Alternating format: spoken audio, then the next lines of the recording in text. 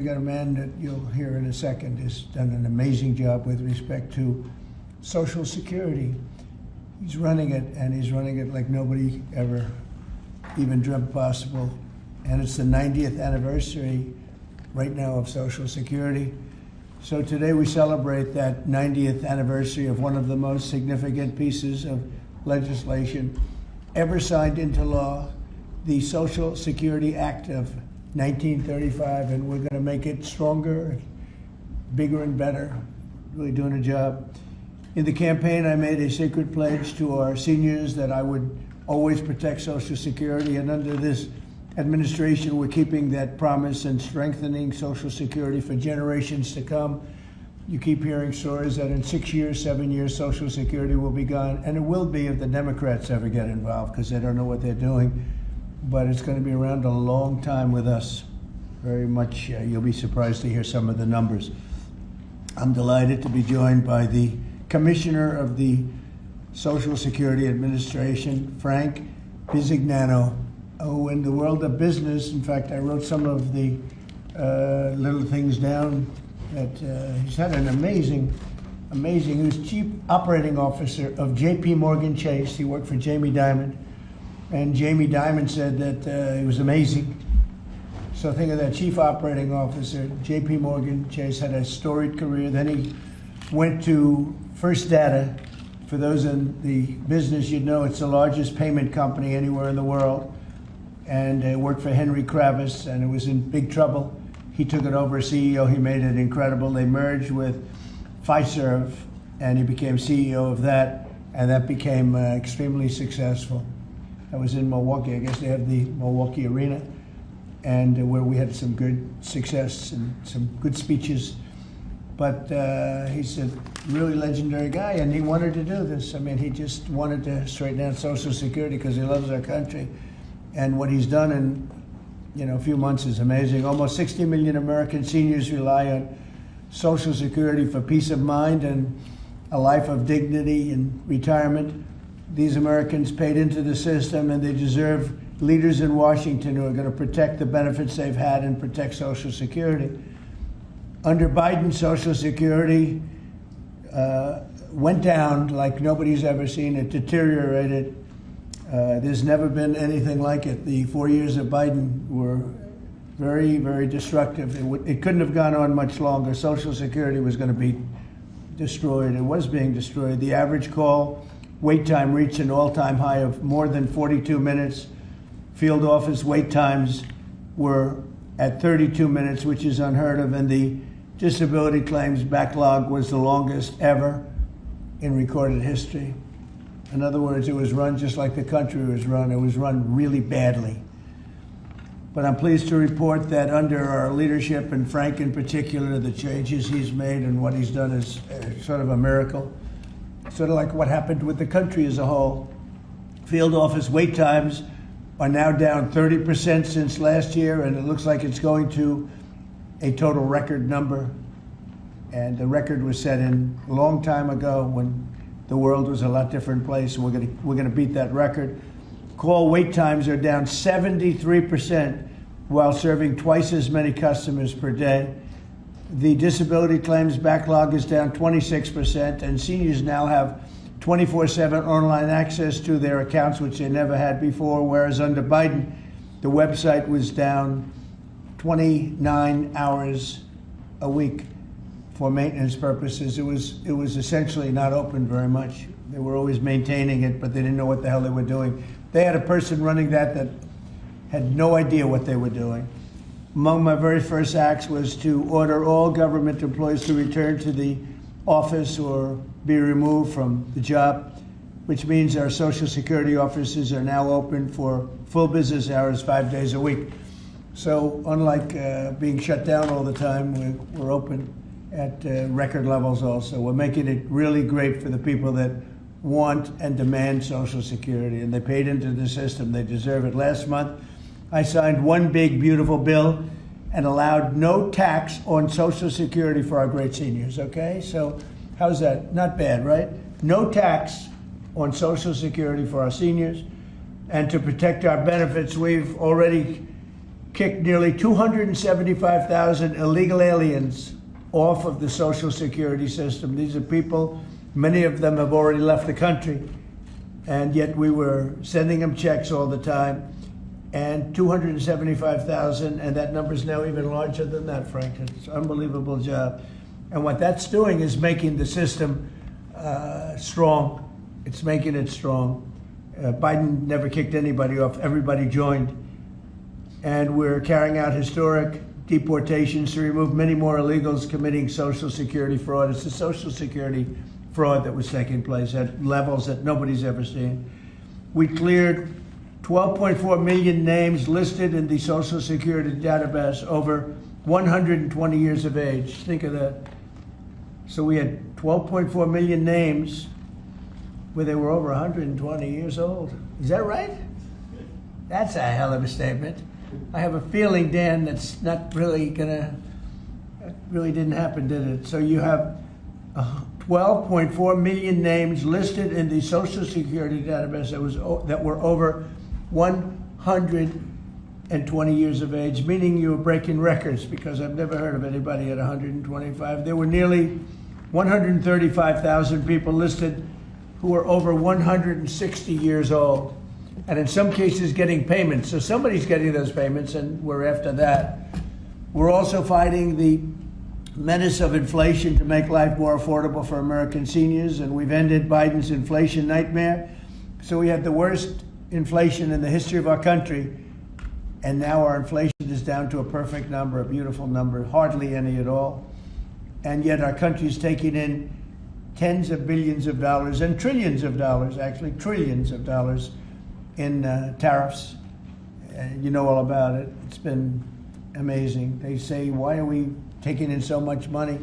Last week they found $29 billion and they couldn't figure out where it came from. I said, check the tariff shelf. And they said, how did you know that's where it came from? We're taking in billions and even trillions of dollars in tariffs, paid by other countries who, frankly, were taking advantage of us for many, many years. And they were doing that to us, but our people didn't know it. We didn't have smart business people. We've ended Biden's inflation nightmare and came in below expectations, and yet, again, this past month, we set records. Gasoline prices are way down, and really dramatically, as everybody knows, and energy prices have been going down, other than in certain states where you have Democrat-run states where they put windmills all over the place. Anytime you see a windmill, you'll say, well, they have bad energy costs, and it's happening in New Jersey. I saw that there's a revolution going on in New Jersey. They closed up a nuclear power plant, and they're raising electricity rates by 21, 22, and 28%, something like that. And you're going to have a new governor in New Jersey. I'll tell you what, you have a good man running in the Republican Party. He'll get him down. But what they've done is they've killed so many good sources of energy for very expensive windmills and lots of other things that don't work. 401ks and retirement accounts are soaring, and the stock market is setting record highs. Almost every day we're going record highs, and yet we're taking in hundreds of billions of dollars in tariffs. So it's turned out that Trump was right and they were wrong. A few smart people knew what was going to happen. A few of us were right. So we're going to keep the fighting going. We're going to make America's seniors every single day. We're going to fight for them. We're going to make them richer, better, stronger in so many different ways. But Social Security is like pretty much the one that we think about, and we love it, and we love what's happening with it. And it's going to be good for 90 years and beyond. Again, you were given only a short period of time. Social Security was supposed to be like down. Had they won the election, Social Security would have defaulted during Biden or Kamala's election, whoever they so chose. Two beauties. And now what I'd like to do is ask Frank to say a few words. Again, this is a man with a really storied past. He's one of the most successful anywhere in the world. What he did at J.P. Morgan Chase and what he did for Henry Kravis and all of the others are like legendary stories. And he just wanted to do this. He's making about a tiny fraction, I would say, a tiny fraction of what you used to make. but he didn't care. He wanted to do it. He made a lot of money. And he said, I want to run that system. I want to put it back on track. And he's got an unbelievable talent over there. It's like a different place. So, Frank, would you say a few words, please? Sure. Thank you. There's less than 1%, tiny fraction, sir. Is that what it is? Less than one? That's a tiny That's fraction. an honor. It's an honor. It is an honor. And I'd like to start off by thanking the President for his tireless effort in running the country, in what he's done across the country, meeting every commitment. And, you know, I see it directly in the big, beautiful bill, the opportunity that it's brought to seniors. But his effort on every commitment, delivering against it, and delivering on world peace tirelessly. I'd like to also thank him for my opportunity. You know, he's teasing me, I'm teasing him about the economics of the job. But the reality is to serve 300 million Americans, which is what Social Security serves, is a tremendous honor. And him putting that faith in me and building what I believe, and I think I have a right to say it, is the best leadership team ever assembled in the White House and in the cabinet. So that's my great honor. So I come here and get the opportunity to serve the American public in a manner that I never imagined in my life. And what we found was the opportunity to fix a foundation. The reality is, people talk about 72 beneficiaries. I talk about over 300 million Americans with a Social Security number that we must protect through the system. And when you look at what we talk about in eliminating Social Security numbers that were live in the system, they could carry fraud through the whole system. So the first thing was root out fraud, waste, and abuse. But while doing it, the best way to be more efficient is provide more accurate payments and better service. And you heard the numbers. I think the most staggering number is that we had a website that was down 29 hours.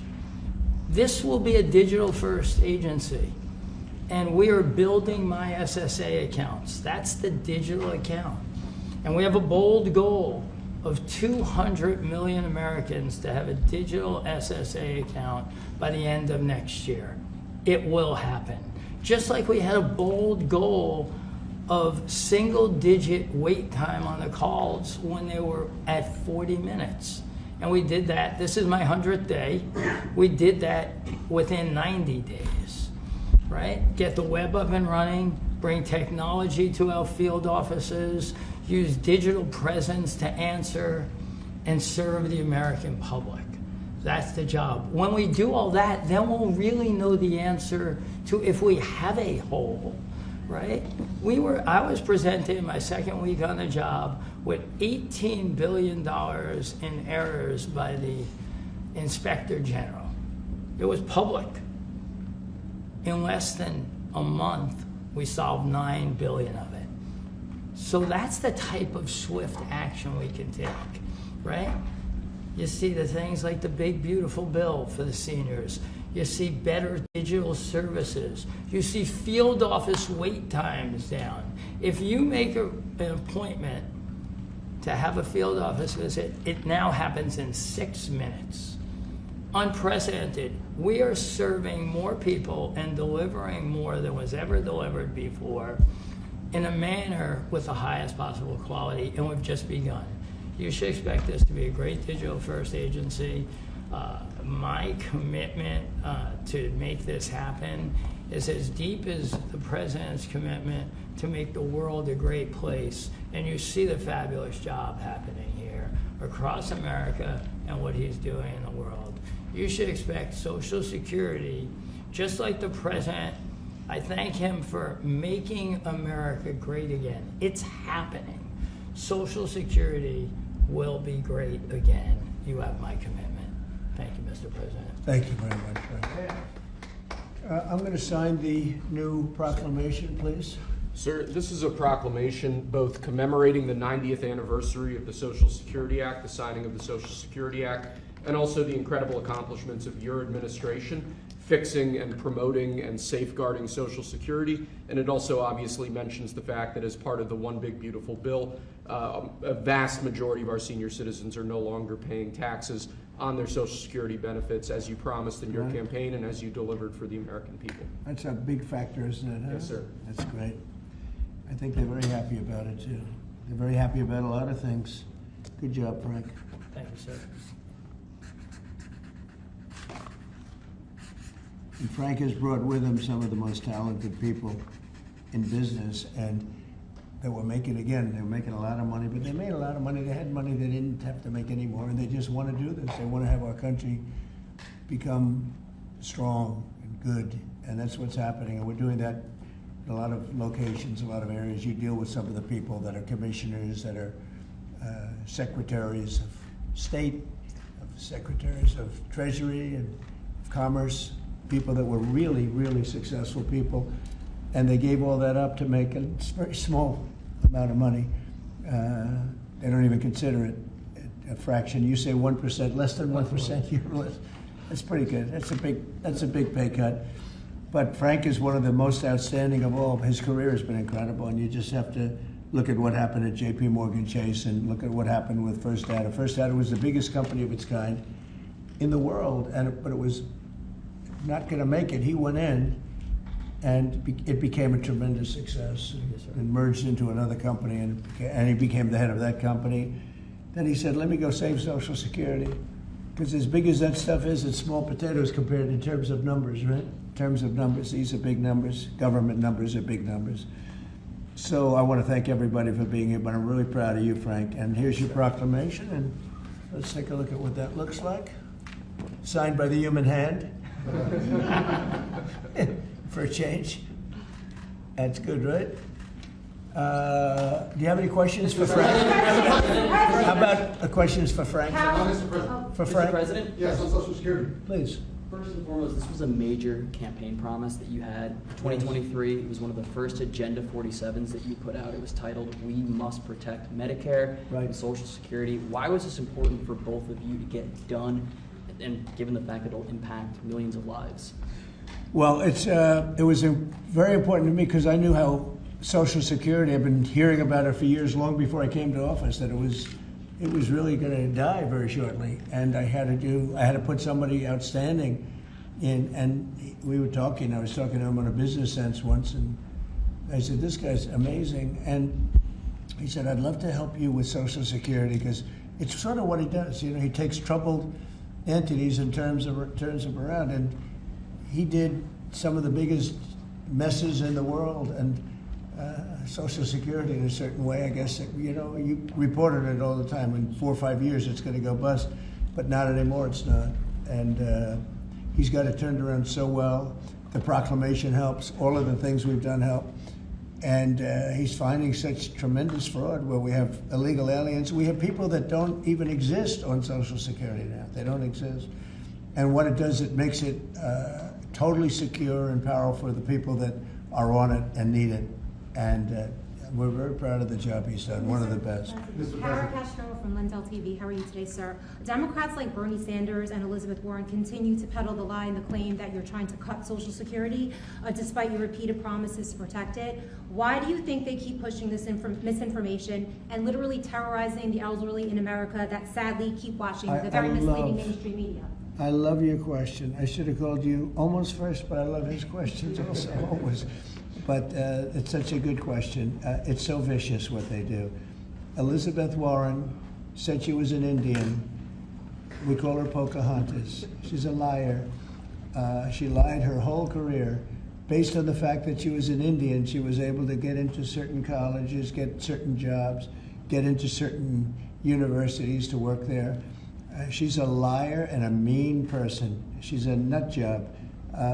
I watched her the other night. She's all hopped up endorsing a communist in New York City, and she was all excited and jumping up and down. She's got to take a drug test. She really does. She's got to take a drug test. There's no way somebody can act that way and be normal. What she's done to our financial institutions, she destroys people. You know that you had a lot of great banks in the Midwest and banks that loaned to farmers and others, and they went out of business. She put them out of business. Stone cold mean.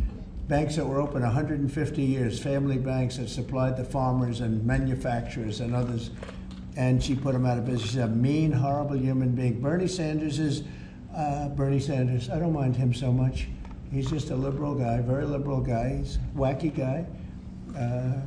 He's still sharp. I got to tell you, you know, he's 86 or 87 or something. He's still sharp. You compare that to Joe Biden, it's, you know, sort of what happened. So I don't mind Bernie Sanders. With him, you know what you're getting. You're getting a guy, he's a nasty guy, but he's somebody that, I don't know if I call it a fastball, but he's able to throw the ball pretty well. He's okay. I watched him the other day. He was totally on the opposite side of things. I will say this, the biggest issue right now, and an issue that's really taken hold, is crime, stopping crime in the cities, and the Democrats are fighting the stopping of crime. So I think that's like men playing in women's sports is okay, or transgender for everybody, okay. But this is a bigger issue. This is the biggest of all issues. Crime is rampant in D.C. It's rampant in our generally blue-run cities, and they've got to do something about it, or they're never going to win another election. And instead of calling me a dictator, they like to say Trump's a dictator. Trump's a dictator. Well, I had calls from many, many friends, including Democrats. I have a lot of Democrat friends, but they're normal people. And they were thanking me so much for what I'm doing in D.C. They feel so safe already. And you know, at the border, we had 0 people come in, and this is done by a liberal group. They're the people that do it. I have nothing to do with it. 0 people in 3 months. We had 0, 0, and 0 for 3 months. And last year we had millions of people pouring in from all countries, from jails, from drug addicts, gang members, drug dealers by the thousands and thousands. 11,888 murderers, half of whom committed more than one murder. They flowed into our country, and for the last 3 months we had none. And I didn't get, remember when Joe Biden used to always go, I need legislation, I had no legislation. I just said we're closing the borders, and the whole world understood it because they respect your country again. They really respect this country again. They didn't respect it. When he said it, it didn't mean anything. But now they know it meant a lot. And Mexico does what we tell them to do, and Canada does what we tell them to do, because we have the 2 borders. We have the northern border, the southern border, and they were both horrible. But now it's some people say it's a miracle. Well, what Frank has done with Social Security also is something very special. But what we're doing with crime, which will be your next question, I guess, that's because everyone's they're afraid. Half of the people here, maybe all of the people here, most of you live in D.C., you are petrified to go out. And you're liberal, and if you're liberal, you're going to have to change. You're Democrats, you're going to have to change your ways. So we will have crime under control very shortly in D.C., but they're record numbers. And sadly, what I guess the mayor did, but whoever it was, they asked the numbers to be fudged so that it would show less crime than the fact. The fact is, it's worse than it's ever been, and we will have it just like we did at the border, where with borders are totally in great shape right now, the best ever, record-setting shape. We'll have the crime situation solved in D.C. very soon. And we're also going to beautify the city. We have a beautiful city, but you can't have graffiti, and you can't have roads with potholes, and you can't have the medians, the dividers in the roads falling down on the street. We're going to be beautifying the city, making it really beautiful. We're going to be getting the criminals the hell out of here. We don't want the criminals in Washington, D.C. Mr. President, one on your Putin meeting and then one on D.C. crime. Are you prepared to offer Vladimir Putin access to rare minerals to incentivize him to end the war? We're going to see what happens with our meeting. We have a big meeting. It's going to be, I think, very important for Russia, and it's going to be very important for us, and important for us only that we're going to save a lot of lives. Look, we have, we're not paying any money, as you know, to Ukraine. We're supplying equipment. We're being paid 100% plus for that equipment by NATO. And I got NATO up from 2% to 5% of GDP. They now have billions of dollars. NATO is a very rich group of countries, and we make the best military equipment anywhere in the world by far, and they're buying our equipment, and they're paying 100% for the equipment, 100%. In fact, they owe us about $2 billion now. They're going to send a check. Another one was sent recently for $1 billion. So we're not spending any money anymore. Biden gave him $350 billion, got nothing for it. And if you look, and by the way, we also signed a rare earth deal where we get, years of rare earth to get our money back, the money we spent. But what I'm really doing this for is to save thousands of soldiers a week. You have Russian soldiers, you have Ukrainian soldiers, and then you'll have missiles dropped into various cities and towns in Ukraine. And they're losing last week they lost 7,251 people, mostly soldiers, Russian and Ukrainian soldiers. I'm doing it for that reason. We have a meeting with President Putin tomorrow. I think it's going to be a good meeting, but the more important meeting will be the second meeting that we're having. We're going to have a meeting with President Putin, President Zelensky, myself, and maybe we'll bring some of the European leaders along, maybe not. I don't know that it's going to be very important. We're going to see what happens. And I think President Putin will make peace. I think President Zelensky will make peace. We'll see if they can get along. And if they can, it'll be great. I've solved 6 wars in the last 6 months, a little more than 6 months now. And I'm very proud of it. I thought the easiest one would be this one. It's actually the most difficult. We had one war raging, as you know, for 37 years. One in the Congo with Rwanda was raging for 31 years. We solved 6 of them, made peace, not just solved them, we made peace. If you look at Pakistan and India, planes were being knocked out of the air. 6 or 7 planes came down. They were ready to go, maybe nuclear, we solved that. I thought this would be maybe an easier one. It never made sense, this war. It would have never happened when I was president. If I were president, this war would have never happened. But millions of people have been killed. And I'm there for one reason, to see if I can solve. This was Biden's war. This isn't my war. I want to see if I can stop the killing. Yeah. But rare earths, do you plan to offer him access to that at all? We have great rare earth. We made that as payment for all of the money that we've spent so foolishly in Ukraine. We spent $350 billion. Now Europe spent $1 billion. That's a lot of money. They spent $100 billion. That's a lot of money, but we shouldn't be spending a lot more money than them, and they understand that. And I think that's maybe why we're not spending money anymore. We're not spending any money. They're paying us for everything. So people are shocked when they hear it. They don't even understand. They don't even write about it. But we're not spending money, but we are spending a lot of time trying to get the war solved. If we can get the war solved, we'll be very happy. As far as rare earth, that's very unimportant relative to, I'm trying to save lives. And on DC crime, sir, on DC crime. Do you have a message for the Democrat lawmakers like Nancy Pelosi or media who are saying, after living here for many years, that there is no crime and you're trying to start a new news cycle? It's another reason why the Democrats lost the election in a landslide. They lie. It's just lie. Look, the crime is very bad. I think they'd be much better off saying, we want to help President Trump with the crime because it's an epidemic. It's a tragic situation. It's the worst it's ever been. And we want to help President Trump with the crime, as opposed to, he's a dictator. He's a dictator. People are so happy to see our military going into D.C. and getting these thugs out. As you know, we arrested a lot of people yesterday. We arrested a lot of people today. We're getting people that have arrest records that you wouldn't believe. 28 arrests, 15 arrests, brutal, brutal people. And we're going to have to do something about this cashless bail, because people shoot somebody, they kill somebody, and they're out on the street in less than an hour. Now, that's when it's all started, in New York, in Chicago, Los Angeles. You take a look. If we didn't go to Los Angeles to help this incompetent governor and a mayor that doesn't know what the hell she's doing, if we didn't go to Los Angeles, you wouldn't have a big part of it burned down. The other part of it would have burned down too. You would have not had, I don't think you would have been able to have the Olympics. We have the Olympics. I have a lot at stake with that, because I'm the one that got the Olympics. I got it in my first term, and I was saddened because I got it for what would be my third term, okay, which turned out to be second term.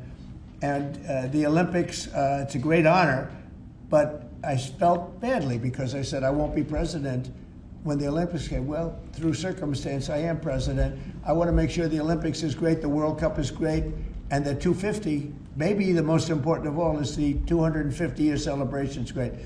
So what's happening is we will work very hard. You would not have had, I don't believe that if I didn't send in the troops, I don't think you would have had Los Angeles in condition to have the Olympics. I think you would have had to tell them, I'm sorry, you're going to have to go someplace else. And if you look at the police commissioner or the sheriff, he said, we really needed them. Thank God they were here. We really needed them. That was the first 2 or 3 days after we solved their problems. Then he said, well, I think we could have maybe done it. No, he was told what to say. He said, you go back to your files and see what he said. He said, thank goodness they came. If I didn't go and put our military there, or National Guard in that case, and we'll go military if we have to, but the National Guard went there. They were very effective.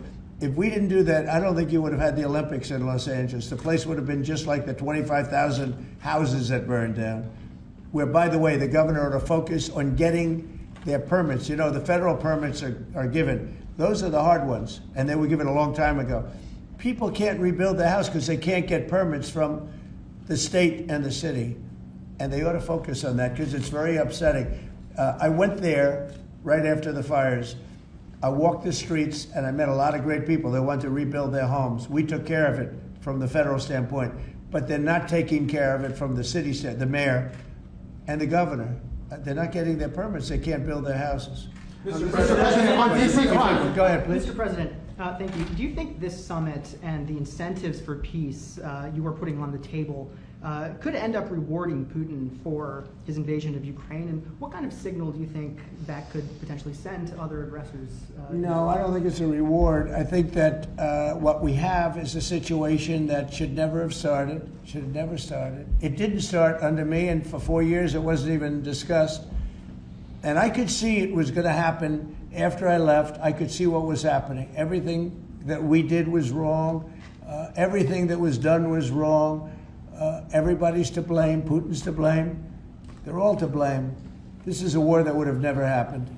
Mr. President, on DC crime, sir. The other question on LA, Mr. President, earlier today, the Washington, D.C. police chief issued an executive order allowing Metropolitan police officers conducting traffic stops to notify federal immigration and customs enforcement about undocumented immigrants that they encounter. Yet the city has a long-standing pro-immigration policy, including allowing non-citizens to vote in local elections. Which is ridiculous. And limiting cooperation with federal immigration agencies. Right. Did your administration pressure the D.C. police chief to review and repeal these policies? And will you require other cities to roll back similar policies to avoid possible federal takeover of local law enforcement? So what you're saying is that it was a very positive thing. When they stop people, they find they're illegal, they report them, they give them to us, etc. That's a very positive thing. I have heard that. It just happened. That's a great step. That's a great step if they're doing that. Yeah, I think that's going to happen all over the country. We want to stop crime. I think if the Democrats aren't strong on this issue, they won't be able to do it. I think this is a bigger issue than all of the other ridiculous things that they, like open borders. Well, open borders is bad. Open borders has caused a lot of this problem, allowing millions and millions. I think 24 million people were allowed to come into our country. Many of these people from prisons, from jails, from mental institutions. This was the Biden policy. And I don't believe it was him. He was never there before. It was the people that encircled this very beautiful desk, the Resolute desk. Radical left lunatics who were smart, but radical left. And I'm very happy to hear what you just said, because I've heard that. And Mr. President, on LA, if I may, the mother of a 15-year-old California boy who was briefly detained at gunpoint in a case of mistaken identity. The LAUSD superintendent says that surveillance video shows armed agents wearing police and border patrol insignia.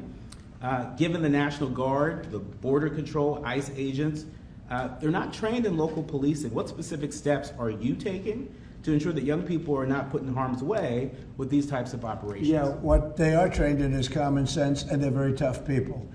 And they have great common sense, and they are highly trained. I heard the mayor of LA was saying, oh, they're not trained this way. I heard this character from, where was he from? They talk about him as a candidate. He's got no chance. The governor of Maryland, I watched him this morning saying that the governor of Maryland, yeah, they say maybe he'll be a president. He's not presidential timber at all.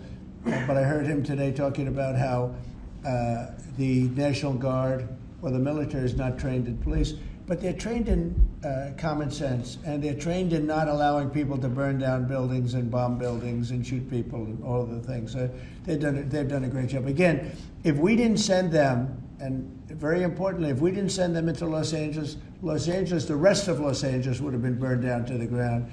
When you look at Minnesota, Minneapolis, I sent them into Minneapolis because the governor wouldn't make the call. If I didn't do that, you wouldn't have a Minneapolis. It wouldn't be, I don't think it would be existent today. You remember the famous scene burning over the CNN anchor's shoulder? He said, everything seems to be very peaceful. And behind him, the whole city's burning down. So you had the whack job governor who ran for vice president and made a fool out of himself. You would have had, I saved that city, I'll tell you, I saved that city. So the bottom line is these are very tough people that are trained in a thing called common sense, and they're also trained in doing what we're talking about right now. And you watch crime stop, but you wouldn't have Los Angeles, it wouldn't be existent today. We would have had to cancel the Olympics if I let that go on. Mr. President, will you pressure Israel to allow journalists into Gaza to cover the humanitarian efforts the U.S. is pursuing? And I'd like to see that happen, sure. Would you pressure? I would like to see it happen. I would be very fine with journalists going in. It's a very dangerous position to be in, as you know, if you're a journalist, but I would like to see it. And on tariffs, Brazil, Mexico, and Latin America are getting closer to China, and they say it's partly because of the tariffs you're imposing those countries. Are you concerned them getting closer to China? No, not at all. I'm not concerned at all. They can do what they want. None of them are doing very well, and what we're doing in terms of economics, we're blowing everyone away, including China. We're doing better than any other country in the world right now. Brazil has been a horrible trading partner in terms of tariffs. As you know, they charge us tremendous tariffs, far, far more than we were charging them. We weren't charging anything, essentially. And Brazil has some very bad laws happening where they took a president and they put him in jail, or they're trying to jail him. And I happen to know the man, and I will tell you, I'm pretty good at people. I think he's an honest man. I think what they've done, this is really a political execution that they're trying to do with Bolsonaro. I think that's terrible. But they also treated us very badly as trading partners for many, many years. One of the worst countries on earth for that. They charged tremendous tariffs, and they made it very difficult to do anything. So now they're being charged 50% tariffs, and they're not happy, but that's the way it goes. Mr. President, on DC crime, sir, on DC crime, are you concerned at all that some federal officers that are helping DC police might be being pulled away from other high priority assignments? Like what? Like what? Terrorism, for example. Oh, really? Terrorism? They'll stop terrorism as part of what they're doing right now. No. The soldiers that we have, first of all, we have plenty of them, long beyond what that you have here. We're just using a very small force. You know, in Washington, D.C., they have thousands of police. They have a lot of police, but the police weren't allowed to do their job. We have a lot of great ones. And you have some that weren't so good, to be honest, but they weren't allowed to do their job. But now they are allowed to do their job, and essentially it's only 2 days, but you look at the numbers already, they're dropping. And no, they're not being pulled off for anything. Mr. President, as you know, there were some very concerning reports about crime statistics. Police are manipulating crime data to downplay crime in D.C. Will the administration release its own crime statistics to counter their misinformation? And will those individuals who are intentionally misrepresenting crime data and fudging the books, like you said, be penalized for endangering the public? They are under investigation right now. They are giving us phony crime stats, just like they gave other stats in the financial world, but they're phony crime stats. And Washington, D.C. is at its worst point, and it will soon be at its best point. You're going to have a very safe, you're going to have a crime-free city. I mean, I say that. You're going to have virtually a crime-free city. And these are strong men, but the criminals are strong men and women, but they're strong men. And these are people that don't play games. We're not playing games. These are criminals we're dealing with. And they treated people. They took one of the people that worked for us the other day. You saw the beating, the pounding, 10 against 1. And they pounded the hell out of him. He's lucky to be alive. He's barely, almost killed.